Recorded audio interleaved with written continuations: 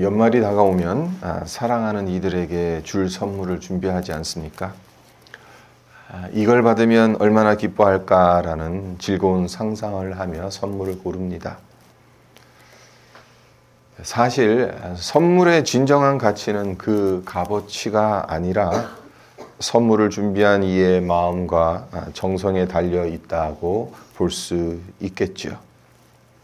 감사하게도 우리는 예수님이라는 세상 무엇과도 비교할 수 없는, 그리고 바꿀 수 없는 선물을 받은 자들입니다. 우리가 너무나도 잘 알고 있는 요한복음 3장 16절에서 사도 요한이 이렇게 선언하죠. 하나님이 세상을 이처럼 사랑하사 독생자를 주셨으니. 하나님은 우리를 너무나 사랑하셔서 당신의 독생자를 선물로 주셨습니다. 더 놀라운 점이 있습니다.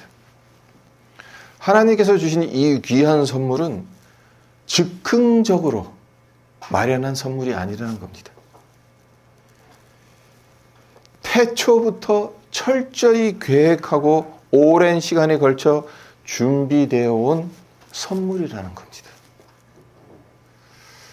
성경을 보면 하나님이 얼마나 오래전부터 이 선물을 계획하고 준비하셨는지를 알 수가 있습니다.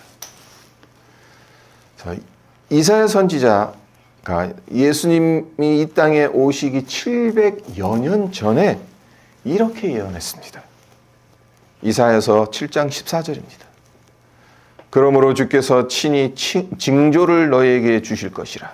보라, 처녀가 잉태하여 아들을 낳을 것이요 그의 이름을 임마누엘이라 하리라.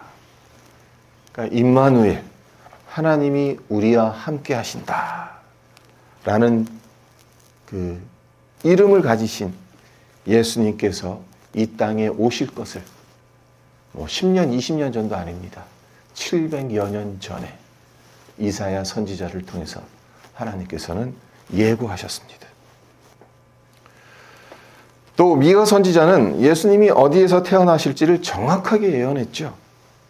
미가서 5장 2절에 보면 베들레헴 에브라다야, 너는 유다 족속 중에 작을지라도 이스라엘을 다스릴 자가 내게서 내게로 나올 것이라. 그의 근본은 상고의 영원에 있느니라. 베들레헴이라는 작은 마을에서 영원하신 분 예수님이 태어나실 것을 미가 선지자는 정확하게 예언했습니다. 이게 전부가 아닙니다.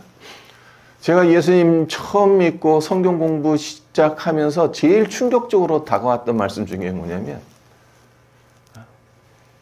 예수님이 이 땅에 오실 것을 아담과 하하가 선악과를 따먹고 난 그 직후에 하나님께서 이미 예고하셨다는 그 사실.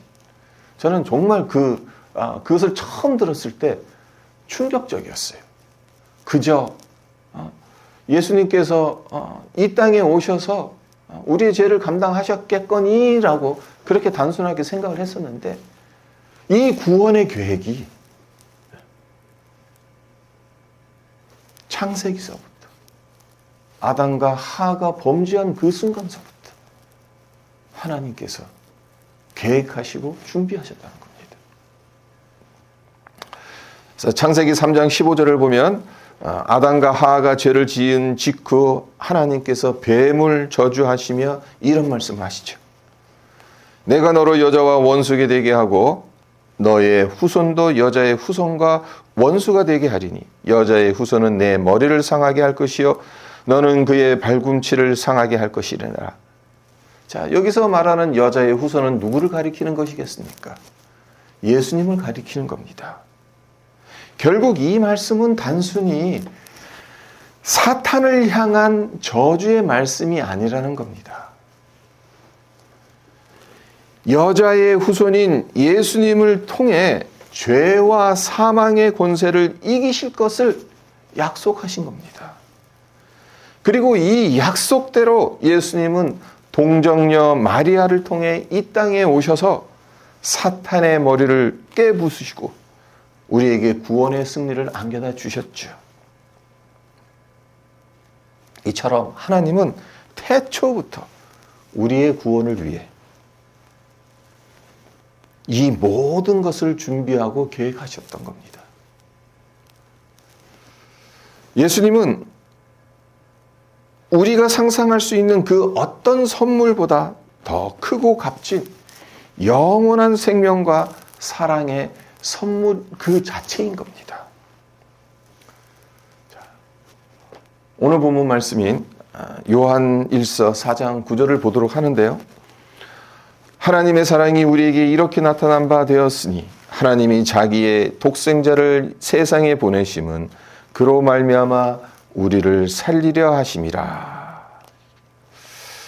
자, 이 구절에서 중요한 포인트를 한두 가지 짚어보고자 합니다.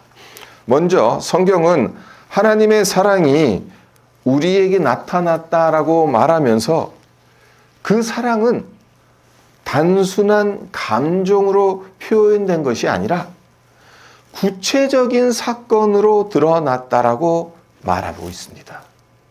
그것이 무엇입니까? 하나님께서 당신의 독생자를 세상에 보내셨다는 겁니다.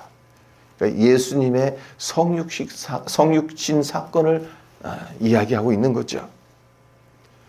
우리가 예수님의 오심을 바라보면서 하나님의 사랑이 나타났다라고 확신할 수 있는 이유가 어디에 있는 것이겠습니까? 그 이유는 하나님께서 삼위일체로 존재하신다는 점에서 찾을 수가 있습니다. 자, 하나님은 성부, 성자, 성령 삼위일체로 영원 전부터 완전한 사랑과 기쁨 가운데 교제하셨죠. 서로 떨어질 수가 없어요. 한 번도 떨어지신 적이 없어요. 그 완전한 가운데 계시던 성자 하나님이신 예수님께서 낮고 낮은 이 땅으로 내려오셨습니다. 그것도 가장 연약한 모습으로 어느 누구도 예상하지 못했던 방식으로 오셨습니다. 웅장한 왕궁이 아닌 초라하기 그지없는 구유에서 그 당시 세계의 중심지인 로마가 아닌 허허벌판 깡촌인 베들레헴 말 구유에서 태어나셨습니다. 예수님께서 왜 이런 방식으로 오신 것이겠습니까? 9절 상관절을 다시 보시면 이로써 하나님의 사랑이 우리에게 나타난 바 되었다. 예수님께서 이 땅에 오신 것을 하나님의 사랑이 이런 식으로 우리에게 나타낸 바 되었다라고 사도 요한이 우리에게 말하고 있는 겁니다. 네. 하나님의 사랑이 어디에서 드러났다고 말하고 있습니까? 자, 제가 구글링을 해서 살펴봤어요. 현재까지 천문학자들이 관측한 가장 먼 은하는 GNZ11이라고 합니다. 왜 이렇게 어렵게 지었는지 잘 모르겠는데, 네, 지구에서 약 134억 광년입니다. 광년. 떨어져 있는 은하라고 해요. 그러니까 현재까지 인간이 관측할 수 있는 가장 먼 은하가 134억 년 광년이 떨어진 곳입니다. 네, 제가 말씀드리고자 하는 바는 하나님의 사랑이 그곳에서 나타났으니까 134억 광년 떨어져 있는 머나먼 그 은하에서 하나님의 사랑이 나타난 것입니까? 아니라는 거죠. 우리가 살고 있는 이 지구에서 우리와 같은 인간의 몸을 입고 오신 예수님을 통해서 하나님의 사랑을 나타내셨다는 겁니다. 사실 134억 광년의 거리도 하나님의 전지전능하심이나 하나님의 사랑에 비하면 아무것도 아니지만 그 사랑은 우주에 저 멀리 떨어진 곳이 아니라 우리가 살고 있는 이곳에서 구체적으로 드러났다는 것입니다. 그리고 그 목적이 아주 분명하죠.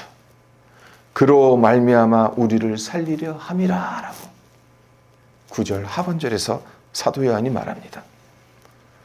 우리에게 참된 생명을 주시기 위해서 그 사랑을 드러내셨고 예수님을 이 땅에 보내셨다는 겁니다. 물론 예수님을 믿지 않는 사람들도 하나님의 일반 은혜를 누리며 살아갑니다. 예수를 믿지 않아도 심지어 하나님의 존재를 부인해도 맛있는 음식을 먹을 수는 있습니다. 건강하게 장수합니다. 좋은 친구를 사귈 수 있습니다. 이 세상의 아름다운 것들을 즐길 수 있습니다. 하나님은 의로운 자나 불의한 자 모두에게 해를 비추고 비를 내려주시는 분입니다. 그러나 성경은 분명하게 말합니다. 예수 밖에서는 살아있는 것 같아도 정말 살아있는 건 아니라고 말합니다.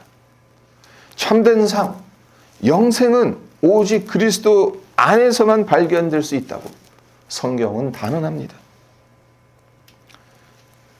하나님께서 왜 일반 은혜를 우리에게 허락하셨을까? 그 이유를 들여다보면 그 은혜를 주신 하나님께로 우리의 마음을 이끌게 하시기 위함인 겁니다. 자연을 통해서 세상의 아름다운 것들을 통해서 이 모든 것들이 누구에게로부터 왔는지를 알라고 주신 겁니다. 하지만 예수님을 믿지 않으면 그 은혜의 진정한 의미를 깨닫기란 거의 불가능하죠. 예를 하나 들어볼까요? 누구나 맛있는 음식을 먹으며 그 맛을 음미하고 감상할 수는 있습니다. 하지만 그 음식을 주신 분이 누구인지 그 맛을 느낄 수 있도록 건강을 주신 분이 하나님이라는 사실을 깨닫는 것은 아무나 할 수가 없습니다. 예수 안에 거하는 사람만이 하나님께서 주신 사랑과 은혜의 크고 깊은 의미를 온전히 깨달을 수 있는 겁니다. 예수 밖에 있는 사람은 그 사건이 주는 일시적인 기쁨에 머물죠. 그게 전부인 양 생각을 합니다. 그래서 마음속 갈증과 공허함이 남을 수밖에 없습니다. 그리고 기쁨이 사라지는 그 순간 더 많은 것을 갈망합니다. 하지만 온전히 만족할 수가 없습니다. 인간은 오직 하나님과 하나님의 말씀으로 채워져야만 진정한 만족을 누릴 수 있게끔 창조되어진 존재이기 때문에 그렇습니다. 자, 10절로 넘어갑니다. 사랑은 여기 있으니 우리가 하나님을 사랑한 것이 아니요 하나님이 우리를 사랑하사 우리 죄를 속하기 위하여 화목제물로 그 아들을 보내셨음이라. 자, 사도 요한이 하고 싶은 말이 무엇이겠습니까? 간단히 말해서 사랑의 주도권은 우리에게 있지 않다는 거죠. 우리가 하나님을 먼저 사랑한 것이 아니라 하나님이 우리를 먼저 사랑하셨다는 겁니다. 우리 인간의 사랑은요, 아무리 노력한다 하더라도 항상 불완전하고 제한적입니다. 자, 여러분이 정말 사랑하는 누군가를 머릿속에 떠올려 보세요. 부모님이나 남편, 아내, 자녀, 친구 등등.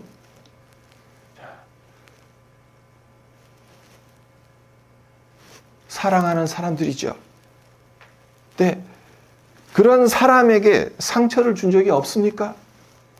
의도적이든 그렇지 않든 혹은 정말 좋은 의도로 시작했지만 결과적으로는 아픔을 준 적이 얼마나 많습니까?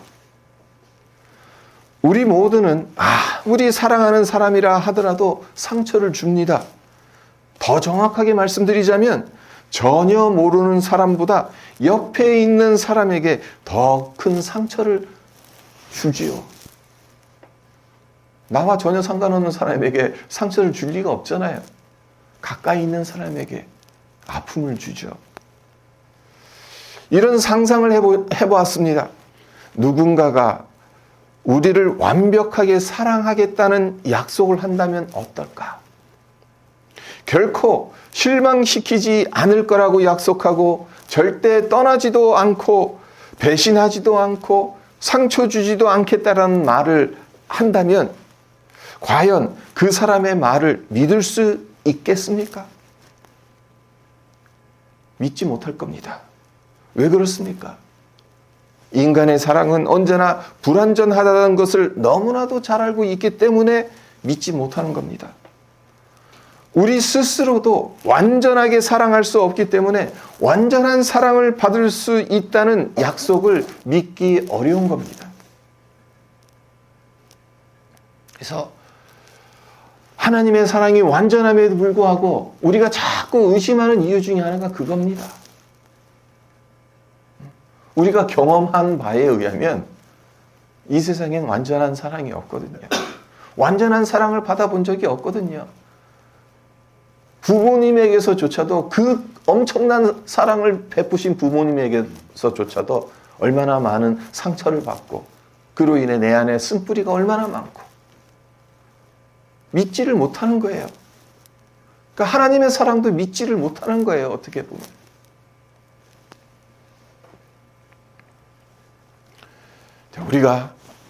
우리는 잘 알죠. 하나님의 사랑은 인간의 사랑과는 본질적으로 다르다는 것을. 하나님의 사랑은 완전한 사랑이라는 것을. 그리고 그 사랑을 예수님을 통해 우리에게 보여주시지 않았습니까? 죄 없으신 성자 하나님이 인간의 몸을 입고 오셔서 우리를 구원하시고 잃어버린 자들을 찾으시는 것으로 하나님의 사랑을 보여주셨습니다. 오늘 본문 요한 1서 4장 10절을 다시 보면 정말 낯설고 이상한 단어 하나가 나옵니다. 그게 뭐냐면 다시 읽어보시면요. 사랑이 여기 있으니 우리가 하나님을 사랑한 것이 아니요 하나님이 우리를 사랑하사 우리 죄를 속하기 위하여 그 아들을 화목제물로 보내셨음이라. 하나님의 사랑을 이야기하면서 화목제물이라는 단어를 사용하고 있습니다.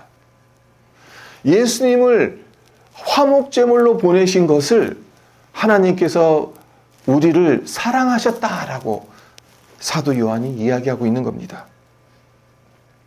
화목제물이 뭡니까?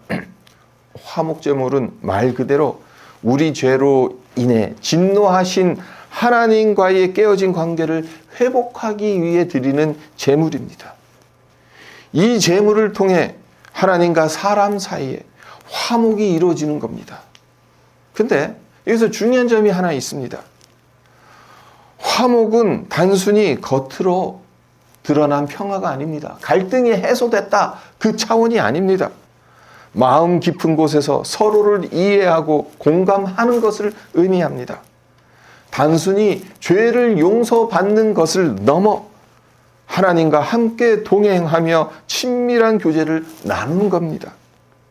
그래서 하나님과 화목하게 되면 이젠 그 어떤 것도 하나님과 공유할 수 있는 친구가 되는 겁니다. 그래서 히브리서 말씀에 보면 우리가 담대하게 하나님의 은혜의 보좌 앞에 나갈 수 있다라는 말씀이 있습니다. 그 전까진 우리가 하나님 앞에 담대히 나갈 수가 없어요. 하나님 앞에 나갔다간 하나님의 얼굴을 보는 순간, 하나님의 영광을 보는 순간 우리는 죽습니다. 그러나 이젠 예수님이 우리의 죄를 덮으시고 예수님의 보혈로 우리를 의인으로 칭해 주셨기 때문에 우리는 담대히 하나님 앞에 나갈 수 있는 겁니다. 예수님께서 화목제물로 당신의 몸을 드리셨기 때문에 우리가 하나님과 화목되어서 그 어떤 것도 하나님 앞에 다 소상하게 말할 수 있는 담대하게 하나님 앞에 나갈 수 있다는 거죠. 자, 네. 하나님과 우리의 관계가 가까워지려면 무엇이 필요합니까? 어떻게 해야 하겠습니까? 방법은 두 가지입니다. 하나는 우리가 하나님께로 가까이 가는 겁니다. 또 다른 하나는 하나님께서 우리에게 가까이 찾아오시는 겁니다. 자, 현실적으로 한번 생각해 보세요. 죄로 인해 하나님과 멀어진 우리가 하나님께 나아갈 수 있겠습니까? 없습니다. 우리의 죄가 너무나 크고 하나님은 완전하시기 때문에 우리가 하나님께 다가갈 방법은 없습니다. 우리가 하나님께 다가가면 앞서 말씀드린 것처럼 우리는 죽습니다. 그래서 하나님이 먼저 우리에게로 찾아오셔야 되는 거예요. 하나님께서 예수님을 화목제물로 보내셨다는 것은 우리가 하나님께 가까이 간 것이 아니라 하나님께서 우리에게 먼저 다가오셨다는 의미입니다. 그래서 사도 요한이 이 요한일서 4장 10절에서 우리가 하나님을 먼저 사랑한 것이 아니라 하나님이 우리를 먼저 사랑하셨다는 것을 이 화목제물과 연결시키고 있는 거예요. 하나님은 우리가 하나님께 다가설 수 없음을 아셨기 때문에 예수님을 이 땅에 보내셔서 그 길을 여셨어요. 그것도 단순히 오신 것이 아니죠. 그냥 잠시 잠깐 하늘나라에서 맨날 똑같은 삶을 살아가시니까 지겨워서 한번 땅에 가서 마실이나 갔다 오자 하고 그렇게 오신 게 아닙니다. 큰 대가를 지불하시며 이 땅에 오신 겁니다. 예수님의 피 흘림, 예수님의 생명을 대가로 지불하시면서까지 이 땅에 오신 겁니다. 하나님의 사랑이 얼마나 큰 사랑이었으면 독생자의 생명을 우리를 위해 내어주셨겠습니까? 그 대가는 단순한 희생이 아니죠.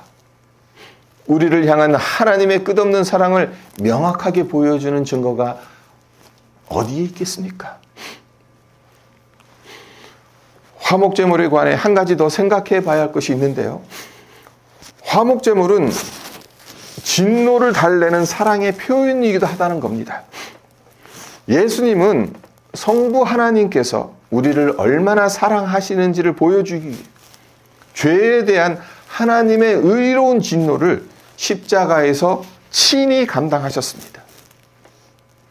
단지 사랑을 말씀으로 가르치신 것이 아니에요. 당신의 몸을 화목제물로 드리심으로 그 사랑을 증명하셨습니다. 요즘 사람들은 이 사랑이라는 단어를 너무 남발하는 것 같아요. 마치 어디에 둘지 모르는 잡동사니를 서랍에 처박듯이 사랑이란 단어를 아무데나 사용합니다. 그래서 이런 착각까지 하죠. 하나님은 사랑이시니까 진노하시지 않는다. 그리고 이런 말도 흔히 듣습니다. 하나님은 죄를 미워하시지만 죄인은 사랑하신다. 여러분은 어떻게 생각하십니까? 이 말을. 하나님은 죄는 미워하지만 죄인은 미워하시지 않는다. 사랑하신다. 맞는 말입니까? 반만 맞는 말입니다. 왜 그렇습니까? 결정적인 증거를 하나 보여드립니다. 시편 5장 5절을 보세요. 시편 5장 5절을 보면 오만한 자들이 주의 목전에 서지 못하리이다. 주는 모든 행악자를 미워하시며.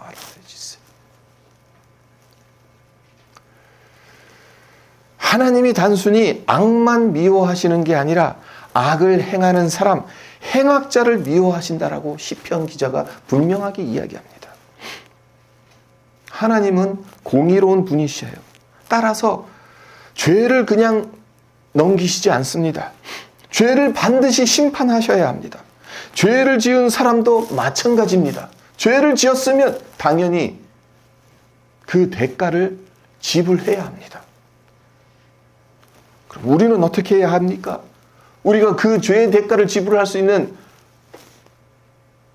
아무런 가진 게 없는데, 죄의 삭은 사망이라고 했는데 죽음으로서만 우리가 우리의 이 죄의 대가를 지불할 수 있는데, 우리가 죽고 나면 도대체 그 죄가 사함을 받는다고 해서 우리에게 무슨 유익이 있습니까? 우리가 죽었는데.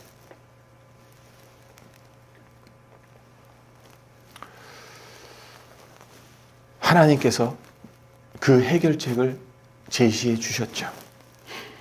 우리가 해결할 수 없는 문제를 직접 해결하시기 위해 독생자 예수님을 화목제물로 내어주신 겁니다.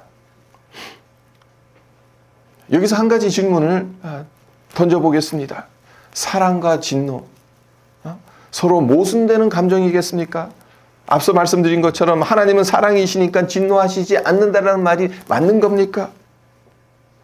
자, 이에 대한 이해를 돕기 위해서 이렇게 한번 상상해 보도록 하겠습니다.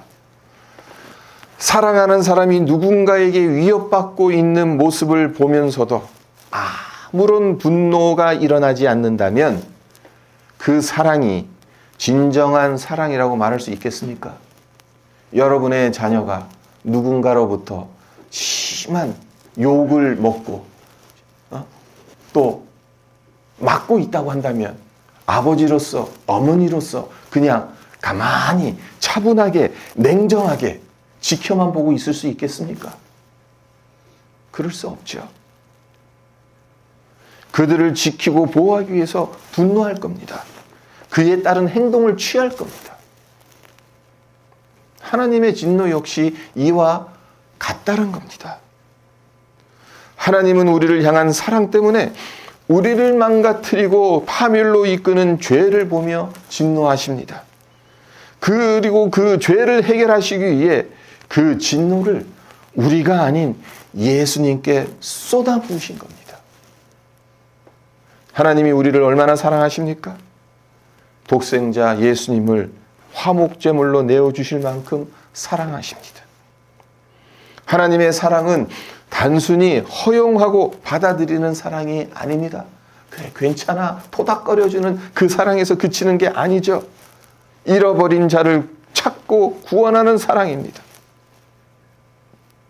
그리고 하나님은 하나님의 사랑을 말씀으로만 증명하시지 않았습니다. 십자가 위에서 독생자 예수님의 생명을 내어주시기까지 온 세상에 그 사랑을 보여주셨고 확증하셨습니다.